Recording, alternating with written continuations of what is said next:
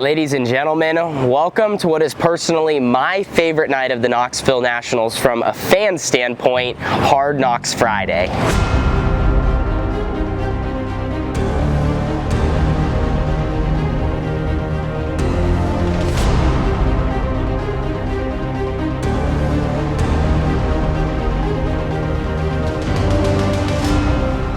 Here's why this would be my favorite night, just watching the races. You have over 70 cars, you have all the guys that have maybe not had necessarily the week that they were hoping for, they're not locked into Saturday, they're not in the B main event. So far we ran 2 prelims, the top 26 in points, they're locked in, none of those guys are allowed to run here, and tonight is a brand new show, so brand new opportunity, get to qualify, get to run a heat race, get to run an A main event, and the top 4 finishers are gonna lock directly into Saturday's A main event. You get the last 4 starting spots, but you're locked in. Now I like to call them golden tickets because they're literally the last 4 lock-in spots into tomorrow's finale. Each of those spots being worth $15,000 to start the race. So they're gonna take the top 4 finishers from Hard Knox night this evening in the A main event, and you're the last 4 spots in tomorrow's finale, and all 4 of you will be here on the stage this evening. They're gonna do the interviews, and obviously it's a huge deal to make the race, and at this point in the week, if you've had a tough go, this evening could really turn things completely around. We're getting ready to roll in a little bit. We just drew in, got the 18T unloaded. Our team is finishing all their preparations, and we're really looking forward to this evening. Now, if you didn't know, we were the first car out in points. We were 27th, so we were so close to not having the chance to run today, but at the end of the day, we're here, and we're gonna make the most of it.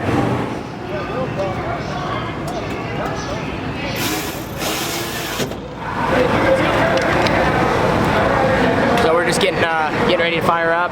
Man, it's been a fun Knoxville Nationals so far. Looking to continue everything onto Hard Knox night. Suits all cleaned up. White looks good. Glad we went with the white. Glad we went with the paint scheme. Team's been working really hard. Getting ready to fire up, and then we'll roll into hot laps and qualifying here. Begin our Hard Knox Friday.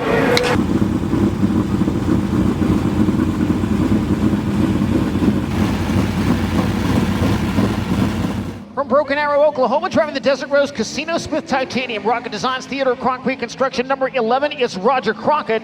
And from Jacksonville, Oregon, in car number 18T, the Legacy Builder Supply, Shane Wall Trucking, Oroville Tax, Sisters Meat and Smokehouse Lens Machining Entry, it's Tanner Holmes.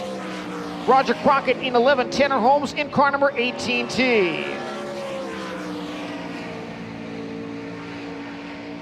Crockett 23rd in the feature here last night. Tanner Holmes 12th on Wednesday evening. Lap 1 for Crockett, 16:188, 16:188. Tanner Holmes stops the clock on lap number 1 at a 16:162, 16:162. Holmes 10th, Crockett 11th after lap number 1. Second lap for Crockett, 16:279. First lap better at 16:188. Tanner Holmes goes up to 9th quick on lap 2 with a 16:019, 16:019. Well, a little bit behind here to start our Hard Knox Friday. We were 19th or 20th in Flight A. Gosh, it's crazy how close the times are. Like 1/10 would have probably even put us in the invert. Basically, it's 12 in each flight is the invert for the heat races. So now we're going to be rolling off from 6th or 7th, row 3 or 4 with only 3 transferring to the A through these heats. We didn't go out at a bad spot. It was kind of hard to judge. Like the cars in front of us were all running kind of top. So we ran the top in both ends, and I don't think that was a bad move, just trying to do 2 momentum laps.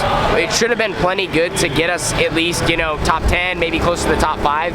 I just think like from hot laps to qualifying, like we just got a little too snug. Or I should say there's not a huge difference here between being like stuck and then tight and then also even being free. Like it's a fine line, all the fine details matter. We've just been working on that all week.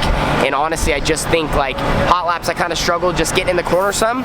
Racetrack was kind of greasy too, so we tried to take that into consideration, made some changes, but still like just wasn't able to use all my horsepower, right? Like if I got into the cushion, the car just kind of wanted to kind of go almost the wrong way. So it felt very fine, like where I had to be on the racetrack, and just like the straighter I kind of kept my arms, like the more like the car was asking for wheel input, and obviously you don't want wheel input here at Knoxville. So anyway, it is what it is. We take it and move forward and make some changes to our car now and try to be good in traffic, as we're going to need to pass cars.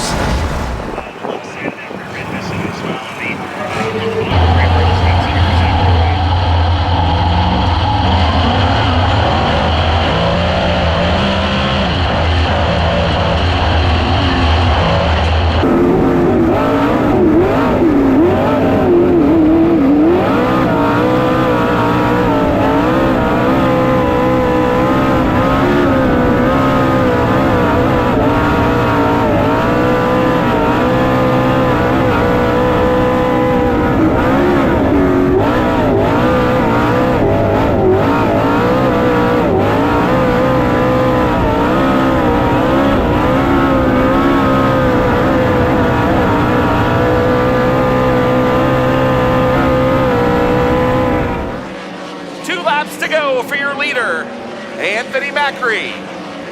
Macri having a good run here in Real American Beer Heat Race number 2 as they lead down the back straightaway through the inside of 3 and 4. This time by, the white flag will be in the air, 1 and to go. Final time for Anthony Macri into turn number 2 here in Real American Beer Heat Race number 2. Darren Pittman in a transfer spot in second, and Justin Henderson in the third and final transfer spot. Checkers are in the air for your winner, Anthony Macri. Darren Pittman comes home second, and the third and final transfer goes to Justin Henderson.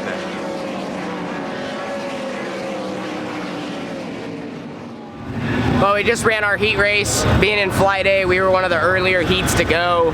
It's crazy at this point in the weekend, like on Friday, we probably just had the most mud that we've had on our car. Granted, we were in heavy traffic, but man, the track where there's grip, there's speed, it's weird because it almost seemed like when the sun was out, it was going away, but then now, like, not saying it's completely coming back, but it's like the grip thickened and is now hanging out a little longer.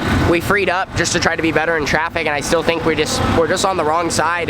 We're on the wrong side of things, we're just being tight, and it's so hard when you're behind cars. Like I felt like I hustled the bottom pretty much harder than I have all weekend, and I just was having a hard time finishing the corner.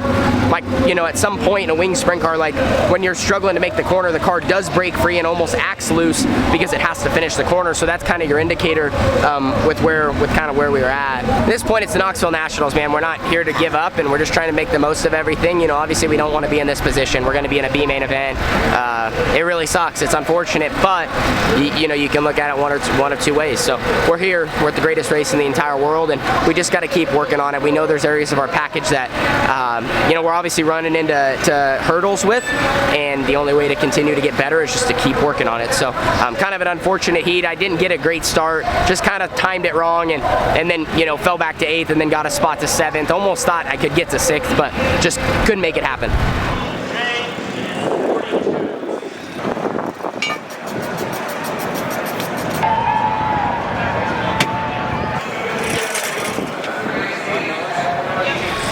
They're about to go green with the C main event. We're up next. We're rolling off 11th here, top 3 transfer. Just an opportunity for us to be better, kind of changing our whole setup around, trying something different. Time for me to go run hard, feel things out. Racetrack is it's changing, it's widening, but there's still some good solid grip. So go out there, do our job, see what we think, and you know, try to push as close as we can to those first couple spots. All California front row for Micro Light Last Chance Showdown number 1 as the pace increases into